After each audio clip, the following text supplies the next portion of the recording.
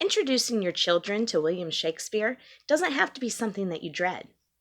Hi, I'm Christy with Homeschooling in Progress. In this video, I'm going to share 5 different ways that you can incorporate Shakespeare into your school day.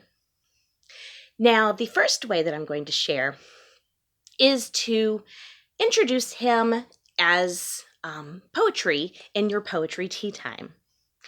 If you don't do tea time, then you could just introduce him in some other way where maybe you have a poet of the month or introduce poetry to your children. Maybe a specific month you study poetry. With my boys, we like to do tea time every once in a while on Friday afternoons, and we'll make some tea, or you can make some hot chocolate, or even just some lemonade, just a fun treat, and maybe some cookies or sandwiches, and just sit around and relax and read some poetry. This Poetry for Young People book, they have one for William Shakespeare. We use these series of books quite often for our poetry lessons, and they just are really nice for the kids. They have really nice pictures in them, and so you could just sit around and read a few of his works. They just have some different plays with some of the stanzas from those plays in them, along with some pictures. So just a really nice way for you to gently introduce Shakespeare to your children through a poetry lesson or a poetry tea time.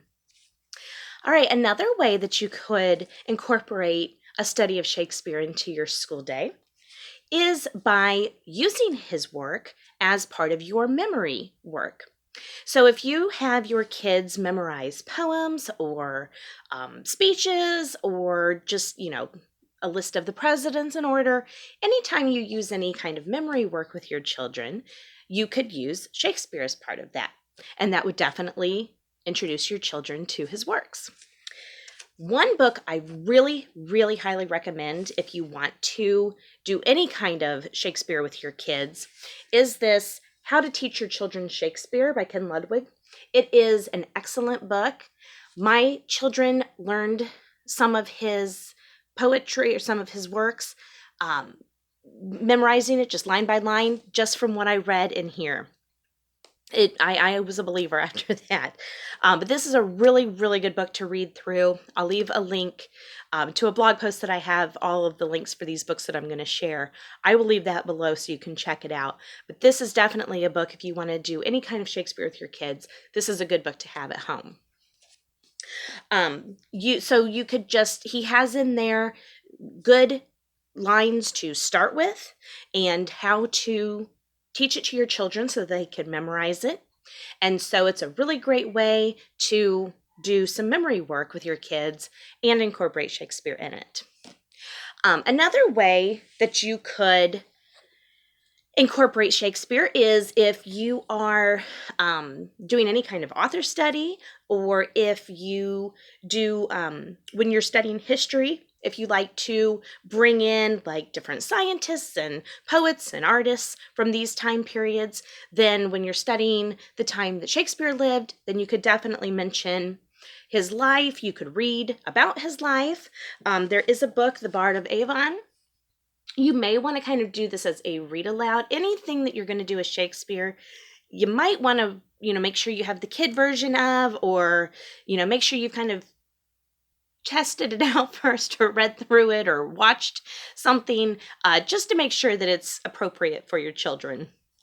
But anyway, this book has just, little bits about his life and some illustrations in it. So, just a real nice, easy read aloud that you could do with your children just to kind of introduce his life. You could certainly, talk about what life was like while he was alive and maybe different people in history that were alive at the same time, just to kind of give your kids a basis of, when was he around and what was going on in the world around the time of his life. And a fourth way to add some Shakespeare to your homeschool is to read his work. Now, again, some of the language and the material that's mentioned in it, some of it isn't quite child friendly, and so There are lots of different kid-friendly versions that you can find that you might want to share instead.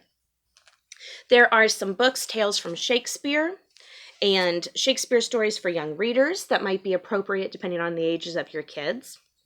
And then also, these couple of books, the Shakespeare Can Be Fun series, we've done these in our homeschool, and the kids really got a kick out of these stories.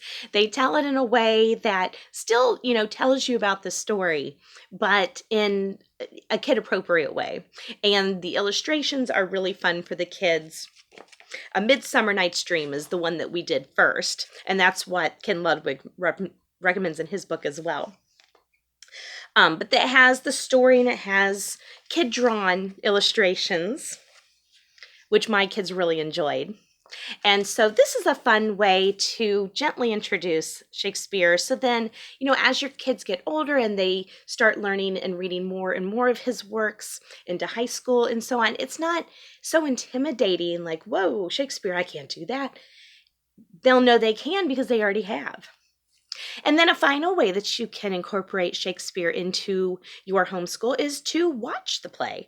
The plays were meant to be watched, and there are versions on movies. There are versions of the plays. Some local plays you might find in your area, and just make sure they're child friendly. But that certainly would be a great way for the kids to see his work in action the way he meant for it to be appreciated. And so those are just some really easy ways that you can naturally incorporate, an introduction to Shakespeare with your children into your homeschool day. Thank you for watching. Happy homeschooling.